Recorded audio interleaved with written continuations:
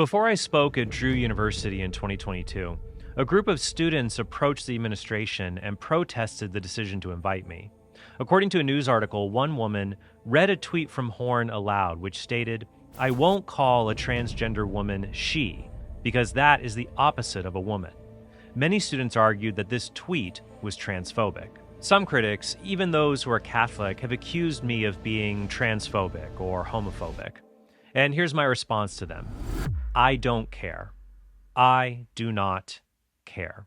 What I do care about is being charitable and loving towards all people, regardless of their sexual behavior or identity. I care about loving my neighbor, even if he really doesn't like what I have to say. I care about treating people with respect, but I have no respect for propagandistic labels like homophobia or its cousin transphobia. That's because these labels are often used to shut down Christians and bully them into abandoning their beliefs. So in this episode, I want to show why Christians should not give these terms respectability and should instead focus on the core issues of how we ought to treat one another, be it in a sexual or a non-sexual context. If we allow these labels to invade our discourse about God's plan for our sexuality, they will completely undermine that plan. Here's an example of that from last month in the Yukon Territory of Canada, where, according to this article, a textbook used for instruction at St. Francis of Assisi Catholic Secondary School in Whitehorse that contains content identified as homophobic is being pulled from classrooms, according to a statement from the Yukon government's cabinet communications team. Homophobia is usually defined as a kind of hatred or fear of people who identify as LGBT. So what was so hateful in this textbook that it had to be pulled from the school? A previous news article from the Canadian Broadcasting Corporation quotes an angry letter from parents that started the controversy. "This is not Catholicism. This is hate," reads the letter. "Our children are not disordered. They deserve to feel safe in their classrooms." The article goes on to say, the letter is attached to several pages photocopied from a textbook titled Called to Happiness, Guiding Ethical Principles. The excerpted pages discuss moral law relating to human sexuality. It says homosexual acts are disordered and go against nature. The book similarly teaches against masturbation and using birth control, also describing them as quote-unquote disordered acts. And this is hateful? Here's the full context of the excerpt from that textbook, which has an imprimatur. From observing and studying the human body, a person can realize that the male and female bodies are different, and that they are both sexually incomplete. Their sexual bodily differences serve a purpose. They enable the two bodies to unite in such a way that they can do together something which neither of them is able to do alone. They can form one sexual whole, which has the potential of bringing forth new human life. Our bodily differences, our sexuality, are ordered to an end that we can figure out. They are ordered to procreation. This is one of the purposes of the sexual differences with which the Creator has fashioned us as human persons. Any sexual act in which a person engages, if it is to be in line with the order of nature, ought to involve the uniting of two people of the opposite sex so that the procreation of offspring is a possibility. Any use of our sexual powers which does not do this is disordered. This is how we come to understand by means of natural law that masturbation, contraception, and homosexual acts are disordered, and that we ought not to do them if we want to act in accord with the will of God." End quote. If this is considered homophobic, then that means every faithful Catholic must be homophobic.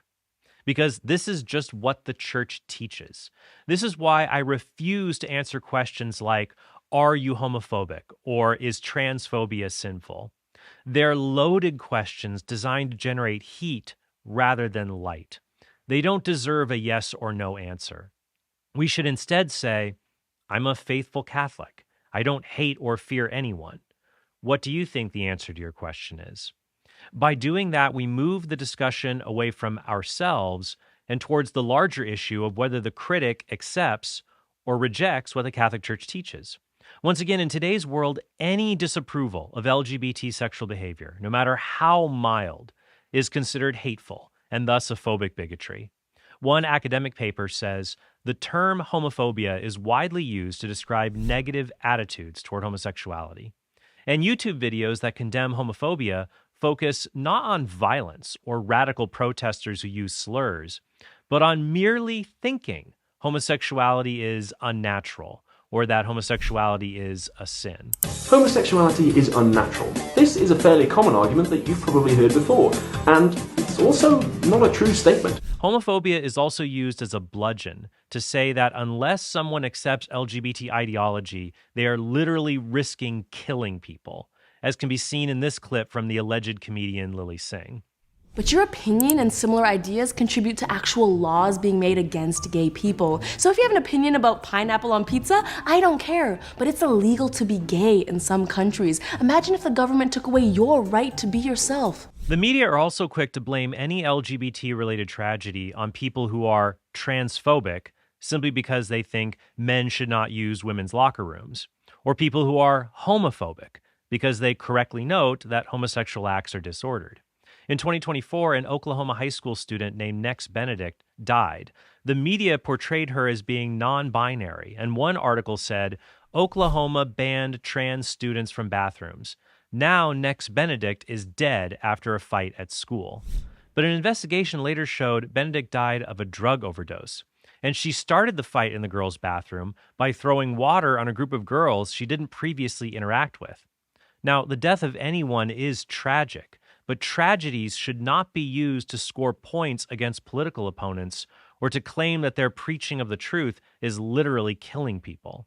This also comes up when people say that if you don't support Drag Queen Story Hour, if you don't celebrate transgender ideology, and if you don't allow children to undergo mutilative and destructive gender reassignment protocols, they will kill themselves, which isn't true. A 2024 study published in the British Medical Journal showed that providing young people who identify as transgender with these so-called reassignment protocols does not lower their risk of suicide, which is primarily driven by other mental health factors. If anything, these kinds of damaging surgeries and protocols are likely to perpetuate mental disorders that cause these children further harm. That's why last year several European countries restricted transgender treatments for teenagers, citing lack of research in favor of these radical policies. Finally, I acknowledge that some people do hate and wish for violence upon those who identify as LGBT. This is wrong and sinful. For example, Christians should never use slurs like the F word when referring to people who identify as LGBT. We should also not think that these individuals are less deserving of God's love and our charity than anyone else. In 1986, Mother Teresa founded the Gift of Peace in Washington, D.C., a hospice dedicated to comforting men dying of AIDS. A 1987 Washington Post article reveals that many people protested the facility because they mistakenly thought AIDS could be transmitted through the air, though some simply opposed caring for these men because they had engaged in gay sexual acts. The article said, others disapprove of the fact that the home is caring for gay men. AIDS comes because of immoral acts, said the Reverend William Witt. Why is it doing charity work to bring them in? If anything is homophobia, this is homophobia. No matter what a person has done in his or her life, he or she deserves to be comforted at the hour of death.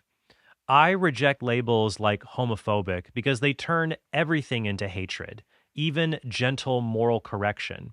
And if everything is hateful, nothing is hateful. Saying the textbook I cited earlier and the Westboro Baptist Church that uses horrible signs at protests that denigrate people who identify as LGBT, saying that these are both homophobic just gives a license for reasonable people to become unreasonable and hateful.